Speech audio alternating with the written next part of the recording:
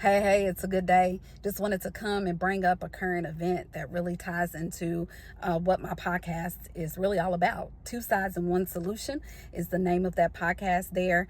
You can find it on my YouTube channel. We're building a platform and a space for individuals to gain mediation related skills and tactics to continue the building and pathway of executive peace. Executive peace is that harnessing process. If you've been following me on these particular platforms, in regards to self-mastery 365, it is the elevation of any leader to gain that internal peace that's necessary for us to navigate leading and being leaders of leaders. And last evening we saw a great example to help us kind of talk through some things right now in regards to Coach Gino and Coach Staley. Last night was the Final Four of the women's NCAA tournament. I love sports as well, so I'm probably going to be using analogies here and there from the platforms of sports, which is amazing way for us to have a landscape view of honestly day-to-day life when we look at sports. But in this particular situation, we see a heated exchange afterwards, after the game, which it was basically a culmination of some things and tension that was escalating throughout the game because an undefeated team this season was on the brink of losing their crown, and their head coach did not walk in executive peace. And essentially, what does that mean? Their head coach, which is the leader of leaders on that bench there, on that sideline, on that team, in that locker room, Coach Gino did not maintain and harness his self-mastery in that moment. So when the conflict rose, what happened? His emotions took over. And so as we're navigating this year, what self-mastery looks like, this is just a great example of a moment where self-mastery did not pass the test. And are there going to be moments like that for us as leaders? Absolutely. But what do we take from it? All right, we have two sides here. Coach Staley, Coach Don is looking like, wow, what just happened?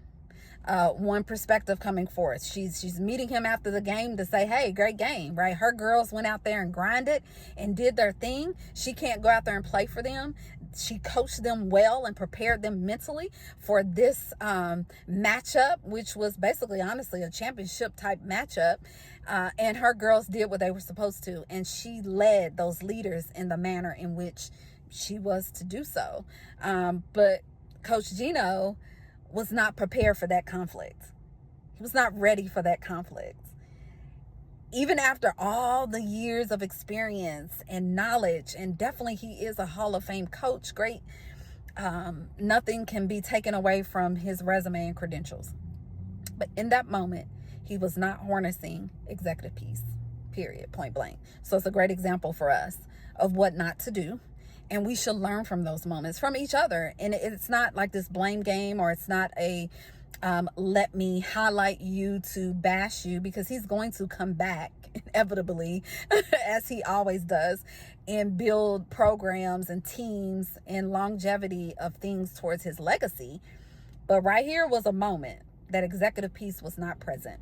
And so we can look on the other side, which Coach Don, and executive peace began to arise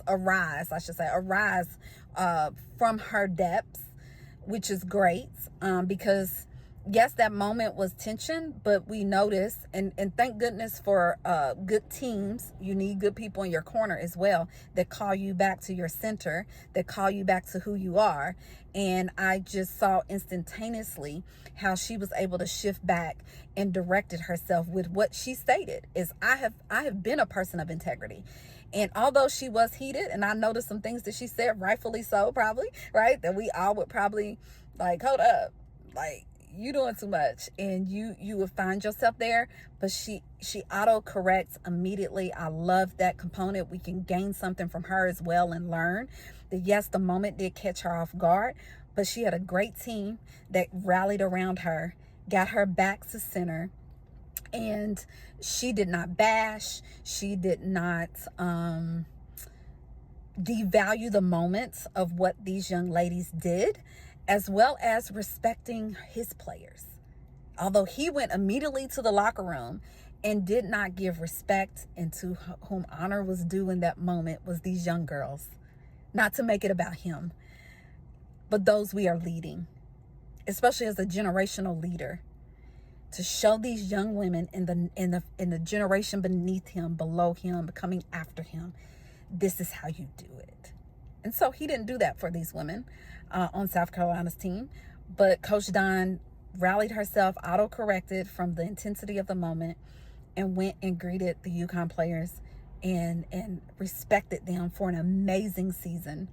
Even in the after game post interviews, I loved how she handled herself, and she did not bash leadership. She's never going to lie about the moment, and of course everybody saw the moment, but she still held true to respect and integrity of the position. And so we honor her and respect her for that and what she displayed. And so that is a great example of self-mastery.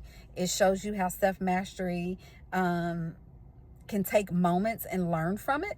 And so hopefully you're doing that, and you're walking with me this year, 365 days of us activating self-mastery, because we have the power, and also because this time frame demands leaders of leaders such as yourself to arise in these moments and have these environments that we've been in try to stifle that which is definitely within you. Absolutely.